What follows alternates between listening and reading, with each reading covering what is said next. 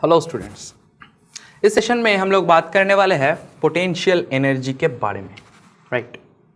तो हमने already energy के बारे में बात कर लिया है, हमने ऑलरेडी काइनेटिक एनर्जी के बारे में भी बात कर लिया, राइट। काइनेटिक एनर्जी मतलब जब कोई बॉडी मूव करता है उसमें जो एनर्जी स्टोर रहता है, राइट। अभी हम लोग बात करेंगे और एक टाइप ऑफ एनर्जी के बारे में जो कि पोटेंशियल एनर्जी के नाम से जाने जाते हैं, राइट।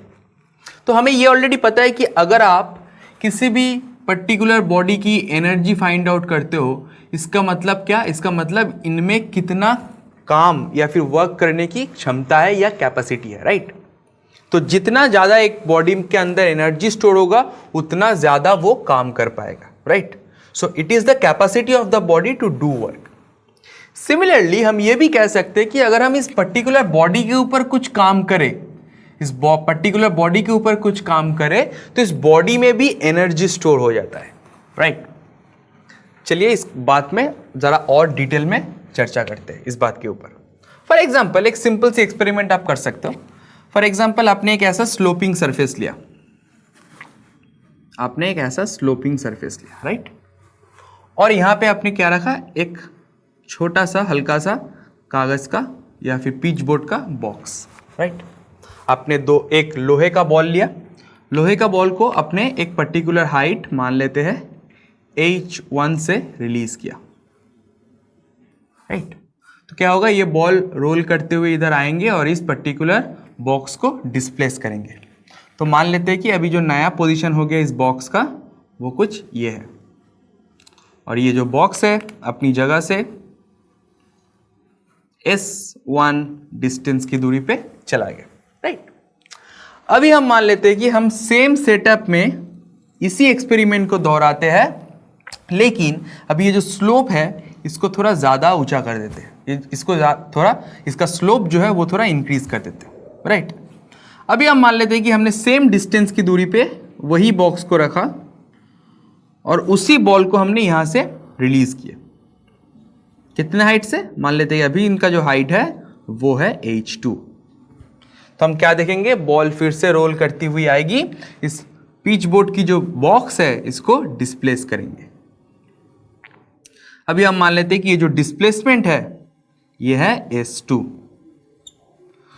तो इस सिंपल से एक्सपेरिमेंट से क्या आप बता पाएंगे कि फर्स्ट केस में जब हमने एक पर्टिकुलर हाइट h1 से बॉल को रिलीज किया उसके वजह से जो मूवमेंट होगी, जो डिस्प्लेसमेंट होगी बॉक्स की, ये ज्यादा होगी, या इस केस में जो डिस्प्लेसमेंट होगी ये ज्यादा होगी। ऑब्वियसली हमें पता है सेकंड केस में जब हम थोड़ा सा हायर सरफेस से इस बॉल को रोल करेंगे तब बॉक्स की जो मूवमेंट होगी, जो डिस्प्लेसमेंट होगी वो ज्यादा होगी।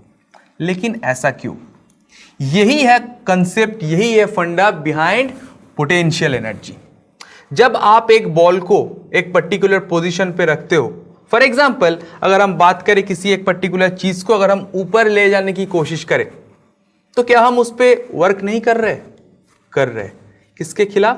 क्योंकि उस बॉडी को अर्थ अपनी ओर खींच रही है ग्रेविटेशनल फोर्स की वजह से, लेकिन हम उस पर वर्क करते हुए उसको ऊपर की तरफ ले जा रहे हैं। अगर हम उसको छोड़ दें तो वो बॉडी उसी वक्त नीचे की तरफ आ जाएंगे, राइट। ये जो हम वर्क कर रहे हैं उस बॉडी के ऊपर वो स्टोर हो रहा है in the form of potential energy, right.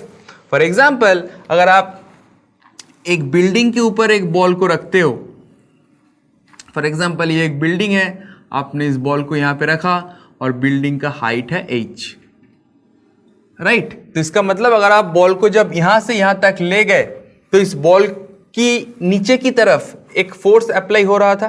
किसका फोर्स? ग्रेविटी का फोर्स। ग्रेविटी की वजह से जो फोर्स, आपने उस फोर्स के अगेंस्ट इस बॉल को ऊपर ले गए, तो आपने जो वर्क किया इस बॉल के ऊपर वो वर्क क्या है, इसमें एनर्जी के रूप में स्टोर हो गया, और वही एनर्जी को हम कहते हैं पोटेंशियल एनर्जी। तो पोटेंशियल एनर्जी क्या है? पोटेंशियल एनर्जी वो एनर्जी है जो किसी भी बॉडी पे स्टोर होता है बिकॉज ऑफ इट्स पोजिशन या फिर कॉन्फ़िगरेशन, राइट। जैसे हमने देखा था काइनेटिक एनर्जी में, काइनेटिक एनर्जी वो होता है जो बॉडी में स्टोर होता है बिकॉज ऑफ इट्स मोशन, और पोटेंशियल एनर्जी है वो एनर्जी जो स्टोर रहता है बॉडी में because of its position, right. तो हम लिख सकते हैं पोटेंशियल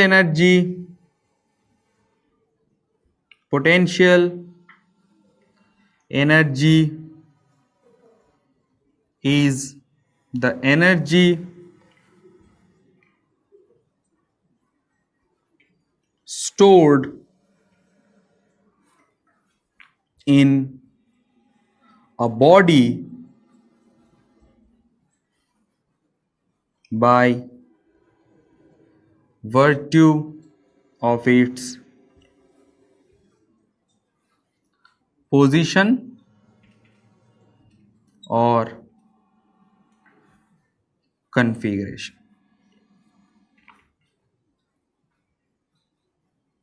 राइट तो ये है पोटेंशियल एनर्जी की डेफिनेशन। अभी चलिए हम मैथमेटिकल फॉर्मूला क्या होता है पोटेंशियल एनर्जी फाइंड आउट करने का वो डिराइव करते हैं। राइट अगर हम ये सिंपल से केस लेके बात करें, फॉर एग्जांपल हमने इस बॉल को ऊपर ले गए बिल्डिंग के और इस बॉल की जो मास है वो है m। राइट तो हम एज्यूम कर लेते हैं कि मास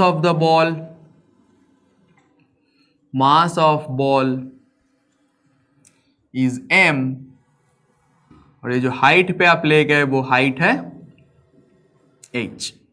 राइट तो जब आप बॉल को ऊपर ले जाते हो, फॉर एग्जाम्पल अगर आप बॉल को पकड़ते हो तो बॉल को ऊपर ले जाने के लिए मिनिमम आपको कितना फोर्स ऊपर की तरफ एक्ट करना पड़ेगा। अगर आप बॉल को ऐसे प्लेस करते हो तो बॉल की नीचे की तरफ क्या एक्ट होता है, फोर्स, और वो फोर्स क्या है, force equals to weight of the ball. Right अगर इसका मास m है, acceleration due to gravity g है, तो ये फोर्स है m इंटू जी जो कि नीचे की तरफ एक्ट हो रहा है। राइट तो अगर आप बॉल को ऊपर की तरफ ले जाना चाहो तो आपको मिनिमम जो फोर्स अप्लाई करना पड़ेगा वो होगा वेट ऊपर की तरफ। राइट तो अगर हम कहें minimum force F minimum is equal to weight of body and that is equals to m into g. Right तो फोर्स है आपके पास m इंटू जी। आपने इस बॉल को कितने डिस्टेंस मूव किए या फिर बॉल की डिस्प्लेसमेंट कितनी हुई h। राइट तो डिस्प्लेसमेंट इस बॉल की हो गया h।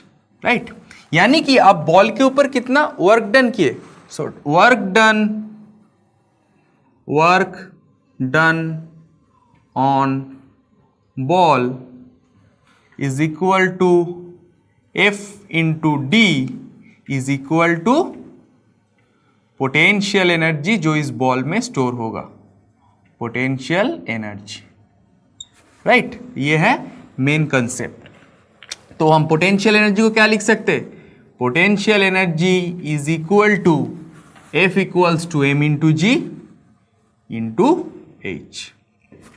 तो स्टूडेंट्स ये है mathematical expression for potential energy जो इस बॉडी में स्टोर होगा अगर आप उसको h डिस्टेंस की दूरी में ले जाते हो against the pull of gravity.